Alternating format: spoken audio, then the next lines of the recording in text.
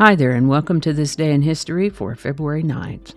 February 9th is the 40th day of the year in the Gregorian calendar, with 325 days remaining till the end of the year, except for leap years when there are 326 days remaining to the end of the year. Today's word is despot.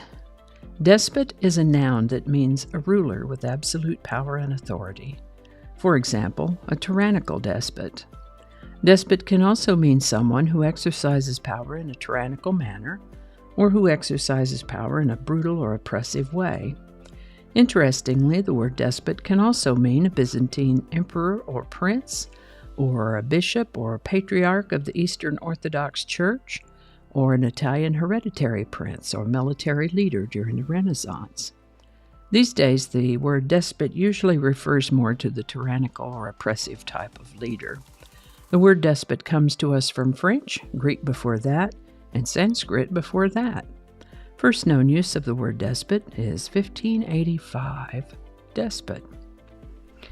And with that, speaking of Byzantine leaders, some sources give February 9 in the year of 474 as the date that a man named Zeno was crowned as co-emperor of the Byzantine Empire. He was co-emperor as regent with his 7-year-old son Leo II, who had been appointed successor to his grandfather Leo I, who had recently died. This is the birthday of William Henry Harrison, born February 9, 1773. William Henry Harrison was elected the 9th United States President. When elected, he was the oldest person elected to the presidency up to that point, being 68 years old. A record that he held until Ronald Reagan was elected in 1981 at 69 plus. William Henry Harrison gave the longest inaugural speech on record at 1 hour and 45 minutes. Unfortunately, it was a very cold day when he did that, and he caught a cold, which developed into pneumonia, and so he served the shortest term on record when he died of pneumonia 31 days into his presidency, making him the first president to die in office. A brief constitutional crisis ensued as they tried to figure out whether the vice president would merely execute the duties of the vacant office or actually assume the office.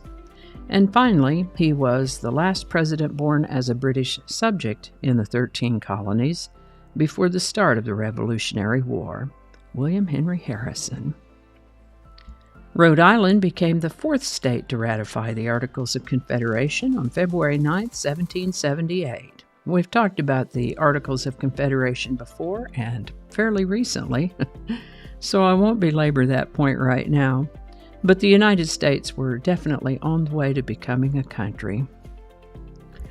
Back during World War I, Congress enacted the 1918 Standard Time Act, which defined standard time zones and daylight saving time in the United States. The idea behind this was to conserve fuel and enable the country to better utilize resources. The act was discontinued nationally after the war, but some states continued to spring forward and fall back with their clocks. On February 9, 1942, year-round daylight saving time, also known as wartime, was reinstated in the United States as a wartime measure to help conserve energy resources. It was repealed at the end of September 1945. Then in 1966, Congress passed legislation called the Uniform Time Act, which standardized daylight saving time and stands to this day. On February 9, 1950, Senator Joseph McCarthy claimed to have a list with the names of over 200 members of the Department of State who were known communists. He waved a piece of paper around when he said this. In subsequent weeks, he would repeat that claim, but the number of the names on the list varied every time he said it. 57, 81, 10. But McCarthy never produced any solid evidence that there was even one communist in the State Department.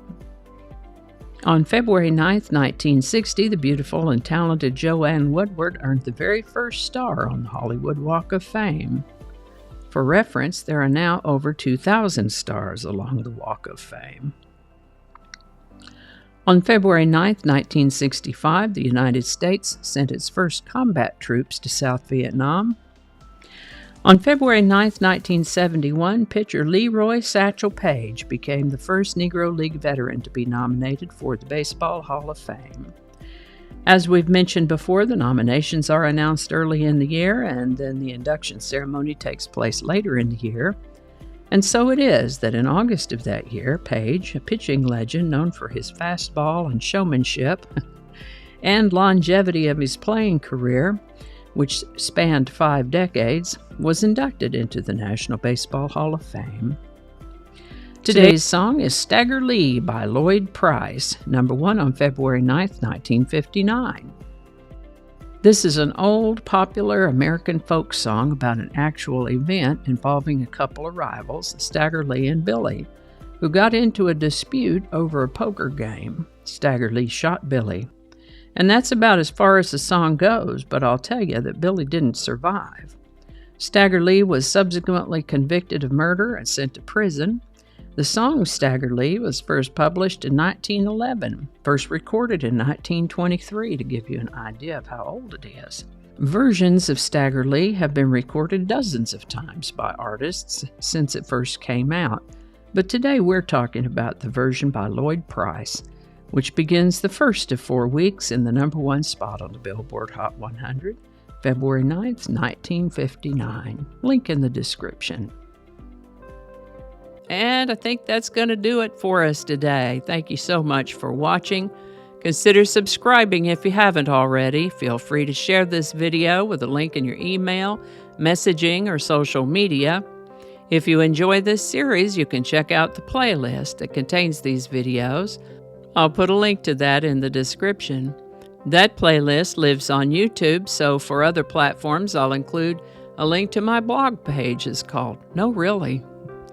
You can also find me on Rumble, BitChute, and Odyssey. All those links in that description.